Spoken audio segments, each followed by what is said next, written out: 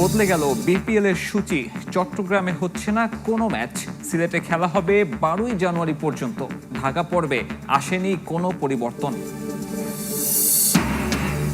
20 জানুয়ারির মধ্যে ঘোষণা হবে বাংলাদেশের টি-20 বিশ্বকাপের স্কোয়াড। শেষ মুহূর্তে দলে পরিবর্তন আনা কঠিন হলেও আলাদা নজর থাকবে বিপিএল পারফর্মারদের দিকে। সরকারের সিদ্ধান্তেই দেশে এসে টেস্ট খেলতে পারেননি সাকিব, বললেন ফারুক আহমেদ। মাশরাফি ছাড়াও মুশফিক মাহমুদুল্লাহকে ভবিষ্যতে দেখতে চান বিসিবিতে। এবং জয় দিয়ে বছর শেষ করলো আর্সেনাল। ইপিএলে অ্যাস্টন ভিলাকে হারিয়ে শীর্ষস্থান মজবুত করলো গানার্স। টেবিলের তলানিতে থাকা উলভসের কাছে হোঁচট খেল ম্যান ইউনাইটেড। বিরতির পর আবারও মাঠে গড়াচ্ছে বিপিএল। স্বাগতিক সিলেট টাইটান্সের বিপক্ষে মাঠে নামবে জয় দিয়ে আসর শুরু করা ঢাকা ক্যাপিটালস। ম্যাচের আগের দিন অনুশীলন করেছে দুই দল। স্বাগতিকদের বিপক্ষে জয় পাওয়া কিছুটা হলেও চ্যালেঞ্জিং হবে ঢাকার জন্য। দু দলের ম্যাচটি মাঠে গড়াবে বৃহস্পতিবার দুপুর 1টায়। সিলেট থেকে আরও জানাচ্ছেন শিমুল। উদ্ভূত পরিস্থিতিতে পরিবর্তন আনতে হয়েছে বিপিএল এর সূচিতে। অবশেষে আবারও মাঠে গড়াচ্ছে বিপিএল। 30 ডিসেম্বর স্থগিত হওয়া ম্যাচ নিয়ে যাওয়া হয়েছে 4 জানুয়ারি। বাকি সূচি আছে আগের মতোই। সিলেট টাইটান্সের বিপক্ষে ঢাকা ক্যাপিটালসের ম্যাচ দিয়ে আবারও মাঠে গড়াচ্ছে বিপিএল। তারকা সমৃদ্ধ ঢাকা আছে দারুণ ছন্দে। প্রথম ম্যাচে নাজমুল হোসেন শান্তর দলকে একরকম উড়িয়ে দিয়েছে ক্যাপিটালস। ঢাকার বড় শক্তি ডিরেক্ট সাইনিং তাসকির আহমেদ যোগ দিয়েছেন ক্যাপিটালস ডেরায়। শক্তি বেড়েছে বোলিং অ্যাটাকে। প্রথম ম্যাচে সালমান মির্জা 4 ওভারে 17 রান দিয়ে নিয়েছেন 1 উইকেট। এছাড়া পাকিস্তানি ইমাদ ওয়াসিম হন ম্যাচ সেরা। বোলিংয়ে সিলেট টাইটান্সকে চ্যালেঞ্জ জানাতে প্রস্তুত ঢাকা। ব্যাট হাতে ছন্দে আছেন তরুণ আবদুল্লাহ আল মামুন। অলরাউন্ডার বেশি থাকায় ব্যাটিং লাইনটাও বেশ লম্বা ঢাকার। ওপেনিংয়ে সাইফ হাসান ও ওসমান খান। কিছুটা ছন্দহীন সাইফ, তার জন্য চ্যালেঞ্জ থাকবে রানে ফেরার। মামুনের পর মোহাম্মদ মিথুন, নাসির, সাব্বির, শামীম পাটোয়ারিরা দক্ষতা রাখেন ইনিংসের ফিনিশিংয়ে। সঙ্গে অলরাউন্ডার সাইফুদ্দিন, ইমাদ ওয়াসিমের ব্যাট থেকে সুযোগ আছে রান পাওয়ার। স্বাগতিক সমর্থকদের বিপক্ষে খেলতে হলেও শক্তিমত্তায় মিরাজদের দল থেকে বেশ এগিয়ে ঢাকা ক্যাপিটালস। সিলেট টাইটান্স অবশ্য ঘরের মাঠে হারতে চাইবে না। ম্যাচের আগের দিন 2 ঘন্টা অনুশীলন করেছেন মিরাজরা। এই দলটাতে আছে টি-20-র বেশ কিছু তারকা। আইসিসি র্যাঙ্কিংয়ের শীর্ষ অলরাউন্ডার সাইম আইয়ুব টাইটান্স শিবিরে। তার দিনে যে কোনো দলকে ধসিয়ে দিতে পারেন একা হাতে।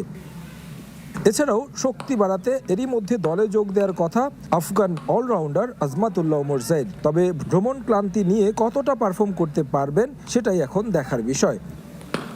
এছাড়াও পারভেজ হোসেন ইমন, আফিফ হোসেন, ধ্রুব, লোকাল জাকির হাসান আছেন ছন্দে। তাই ঘরের মাঠে তারাও প্রস্তুত ঢাকা ক্যাপিটালসকে চ্যালেঞ্জ জানাতে। তাই ম্যাচটা হাড্ডাহাড্ডি হবে বলাই যায়। তারেক হাসান শিমুল, সময় সংবাদ, সিলেট। আগামী 20 জানুয়ারির মধ্যে ঘোষণা করা হবে বাংলাদেশের টি-20 বিশ্বকাপের স্কোয়াড। বেঙ্গালুরুতে ওয়ার্ম আপ ম্যাচ খেলতে 28 জানুয়ারি দেশ ছাড়বে টাইগাররা। বিসিবির cricket operation chairman Nazmul Abedin Fahim জানিয়েছেন, বিপিএল এর পারফরমেন্সে নজর থাকবে, তবে শেষ মুহূর্তে বিশ্বকাপ দলে পরিবর্তন আনাটা কিছুটা কঠিন। বিদায়ী বছরে এশিয়া কাপের ফাইনাল খেলতে না পারার আক্ষেপ রয়েছে বোর্ডের। ফাহিম আরও বলেন, বিশ্ব মঞ্চে ভালো করতে চাইলে ঘরোয়া ক্রিকেটের মানোন্নয়নের বিকল্প নেই। বেগম খালেদা জিয়ার মৃত্যুর শোক আর জাতীয় নির্বাচনের ডামাডোলে আড়ালে বিপিএল। তবে ক্রিকেট বোর্ড সংশ্লিষ্টদের এড়িয়ে যাওয়ার সুযোগ নেই। কদিন আগে শুরু হওয়া বিপিএল এর সার্বিক ব্যবস্থাপনা তো আছেই, নীতি নির্ধারকদের ভাবতে হচ্ছে টি-20 বিশ্বকাপ নিয়েও।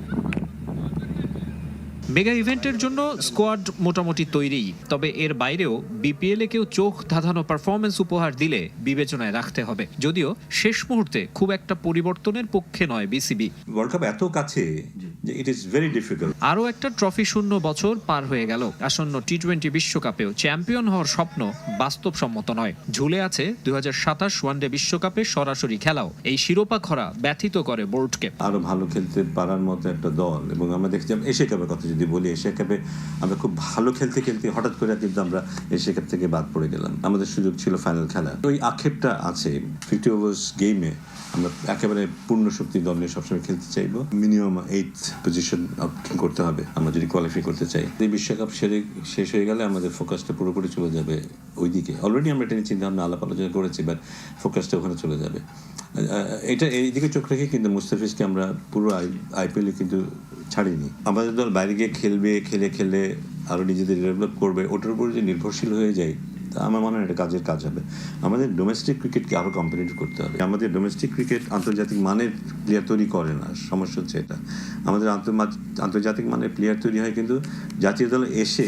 এগুলো অনেক দূরের কথা। আপাতত টি-20 বিশ্বকাপের লক্ষ্য সম্ভাবনা নিয়ে ভাবাই শ্রেয়। জানা গেছে 15 থেকে 20 জানুয়ারির মধ্যে ওয়ার্ল্ড কাপ স্কোয়াড ঘোষণা করবে বিসিবি। আমাদের ইচ্ছা আছে খুব তাড়াতাড়ি দিয়ে দেবার। অলরেডি আমরা একটা ডেডলাইন দিয়েছি। মেন্টালি একটা স্ট্রং টিম আমাদের দাঁড়িয়েছে এখন, এবং সে কারণেই এই বিশ্বকাপ নিয়ে বেশ আশাবাদী আমি। বিপিএল শেষেই দেশ ছাড়বে টাইগাররা। মূল পর্ব শুরুর আগে বেঙ্গালুরুতে আফগানিস্তান ও নামিবিয়ার বিপক্ষে দুটি ওয়ার্ম আপ ম্যাচ খেলবে লিটনের দল। মাকসুম আলম খান, সময় সংবাদ, ঢাকা। আবারও স্বাগত খেলার সময়। শেষ আরও একটি বছর 2025-এর হিসেব মেলানো শেষে এবার 2026 শুরুর পালা। তবে তার আগে ফিরে দেখব 2025-এ দেশের ক্রিকেটে ঘটে যাওয়া নানা জানা অজানা গল্পগুলো।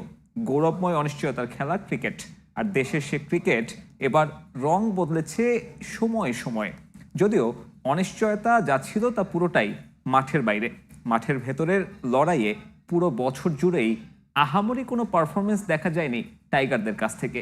নারী ক্রিকেটে বিশ্বকাপ খেলার সাফল্য যেমন আছে, তেমনি যৌন হয়রানির অভিযোগ উঠে সব সাফল্যকে প্রশ্নের মুখেও ফেলেছে তারাই। 2025 সালটা মাঠের পারফরমেন্সে অম্লমধুর সময় কাটিয়েছে বাংলাদেশ ক্রিকেট। 6 টেস্টে 3 জয়ের সঙ্গে এবছরে হারতে হয়েছে 2টিতে আর ড্র করেছে 1 ম্যাচ। ওয়ানডেতে অবস্থাটা ছিল সবচেয়ে বাজে। 11 ম্যাচে জয় মাত্র 3টি। অধিনায়ক বদলিয়েও যে অবস্থার কোনো উন্নতি আসেনি শেষ পর্যন্ত। তবে টি-20তে দারুণ সময় কাটিয়েছে লিটন বাহিনী। 8 সিরিজের 5টিতেই জিতেছে টাইগাররা। এবছর বাংলাদেশের পক্ষে টেস্টে সবচেয়ে বেশি রান শান্তর, ওয়ানডেতে হৃদয় এবং টি-20তে তানজিদ তামিমের। সবচেয়ে বেশি উইকেট সাদা পোশাকে পেয়েছেন তাইজুল, ওয়ানডে এবং টি-20তে রিশাদ হোসেন। এবছর মোট 11টা সেঞ্চুরি এসেছে বাংলাদেশের ব্যাটারদের উইলো থেকে, যার মধ্যে 9টা ছিল সাদা পোশাকে। 3 সংস্করণ মিলিয়ে 25 সালে 298টা ছক্কা মেরেছেন তামিম ইমনরা। আন্তর্জাতিক টি-20তে বাংলাদেশের পক্ষে এখন সবচেয়ে বেশি উইকেট মুস্তাফিজের। সাকিবের 149 উইকেট ছাড়িয়ে কাটার মাস্টারের ঝুলিতে আছে 158টা। টেস্টেও নিজের রেকর্ডটা হারিয়েছেন সাকিব। তার 246কে পেছনে ফেলে প্রথম বাংলাদেশি হিসেবে 250 উইকেট পেয়েছেন তাইজুল। রেকর্ড আরও একটা খুঁয়েছেন মিস্টার 75। টি-20তে সাকিবকে ছাড়িয়ে দেশের সর্বোচ্চ 2655 রান এখন লিটন দাসের দখলে। মাঠের ভেতরের ঘটনায় এবছরে সবচেয়ে আলোচিত চরিত্র মুশফিকুর রহিম। বাংলাদেশের প্রথম ক্রিকেটার হিসেবে 100তম টেস্ট খেলার মাইল ফলক স্পর্শ করেন পকেট ডায়নামো। শুধু তাই নয়, ক্রিকেট বিশ্বের 11তম ব্যাটার হিসেবে 100তম টেস্টে সেঞ্চুরি করেন মুশি। আর 2 ইনিংসে 50 ছাড়ানো ইনিংস খেলা দ্বিতীয় ব্যাটার ছিলেন লাল সবুজের এই ক্রিকেটার। মাঠের বাইরে এবার 2টি করুণ মৃত্যু এবং একটি দুর্ঘটনার শিকার হয় টাইগার ক্রিকেট। 24শে মার্চ বিকেএসপিতে খেলা চলাকালীন হার্ট অ্যাটাক করেন তামিম ইকবাল। চিকিৎসা শেষে এখন ভালো আছেন সাবেক অধিনায়ক, কিন্তু জীবন মৃত্যুর এই লড়াইয়ে হেরে গেছেন বরিশালের ফিজিও হাসান আহমেদ এবং বিসিবির কোচ মাহবুব আলী জাকি। খেলার মাঠ থেকেই চিরবিদায় নিয়েছেন তারা। এ মৌসুমে বড় আলোচনায় বিপিএল। গত আসরের ফিক্সিং এর অভিযোগে টালমাটাল হয়ে পড়া ফ্র্যাঞ্চাইজি ক্রিকেট ঘুরে দাঁড়ানোর চেষ্টায় ছিল 2025-এ, কিন্তু তদন্ত প্রতিবেদনে এক ঝাঁক ক্রিকেটার, কর্মকর্তা এবং সাংবাদিকের নাম আসায় তাদের বাদ দিয়ে আসর আয়োজনে হযবরল লাগিয়ে ফেলে গভর্নিং কাউন্সিল। শেষ পর্যন্ত আসর মাঠে গড়ালেও একদিন আগে চট্টগ্রাম ফ্র্যাঞ্চাইজির মালিকানা ছেড়ে দেওয়ার ঘটনা আবারও সমালোচনার মুখে ফেলে বিসিবিকে। বাংলাদেশের ক্রিকেটে সবচেয়ে বড় ধাক্কাটা আসে 2025-এর নভেম্বরে। যে নারী ক্রিকেট এবছরে সরাসরি বিশ্বকাপ খেলার যোগ্যতা অর্জন করে হইচই ফেলে দিয়েছিলেন জ্যোতিরা, সেই ক্রিকেটের ড্রেসিং রুম থেকেই আসে যৌন হয়রানির অভিযোগ। পেসার জাহানার আলমের কাঠগড়ায় সাবেক নির্বাচক মঞ্জুরুল ইসলাম। সেই অভিযোগের ভিত্তিতে একটি তদন্ত কমিটি করেছে ক্রিকেট বোর্ড, যদিও তার ফলাফল এখনো দেখা যায়নি প্রকাশ্যে।